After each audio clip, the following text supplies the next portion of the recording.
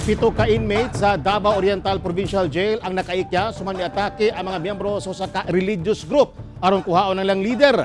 Usa sa mga miatake patay. Atong saron ang detalye sa live report ni Rial Soroche kamanukad sa Mati City, Davao Oriental. Rial. Yes, Tek, ang maong pagpangatake planado kuno sumala sa otoridad. Gani sa pipila ka segundo lang, nadagit na sa maong grupo ang ilang leader ug napagawas sa maong prisuhan.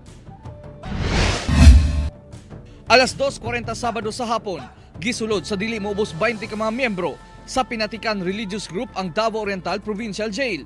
Sa kuha sa CCTV, gitunong nila ang pag-atake sa pasulod nga service sa jail facility. Dayon gidisarmahan ang mga jail guard. Sa investigasyon, tumong kuno sa pag-atake mo ang pag-rescue sa ilang leader nga si Father Cornelio Galon ug lain pang unom ka mga kaubanan. Si Galon napriso tungod sa kasong illegal possession of firearms and explosive. Pagsabay gyud noon, mao gyud nakita nako ang pag anak gyud sa sakyanan nga padung sulod. Nanagan sa sulod ayo. Tataod pagbalik, dinaganay na pod. Dinaganay na pod. Sinabayan nila yung yung isang sasakyan na pumasok doon, yung sasakyan sa isang empleyado doon sa provincial jail. Sinabayan nila by in a split of second, napasok nila yung jail. Pipila ka segundo, nadala na sa mga misulod ang ilang leader dayon sakay sa getaway vehicle nga motorsiklo nga nagulat gawa sa pasilidad. Usa sa mga miatake nga giilang si Arnel Magdubuyan nangilog kuno og pusil ug nakigpinusilay apan naigo kini og namatay. Ang nabda namo dire dito sa unahan patay na lang ngalawas sa ilang kauban nga ilang gibilin kay murag dili na makaya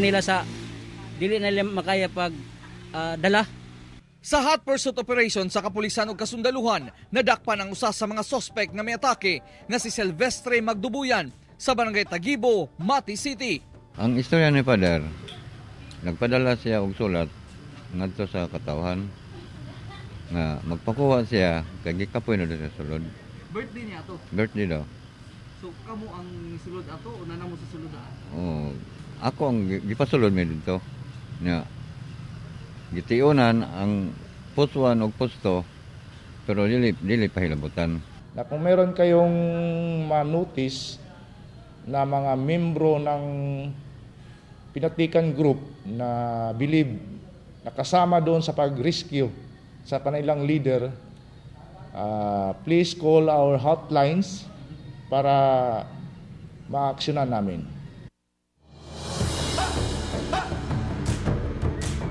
Tek, sa karon naka-heightened alert ang otoridad dinhi sa probinsya sa Davao Oriental ug sa matag checkpoint nga imong maagian dinhi karon, isa-isang ginarikisa o ginatan-aw ang mga motorista nga lumalabay aron masiguro gayud nga dili makagawas dinhi sa probinsya ang mga ni-rescue ingon man ang mga 7 ka inmate nga bisibat sa maong prisuhan. Tek. Daghang salamat, Rial Soroche.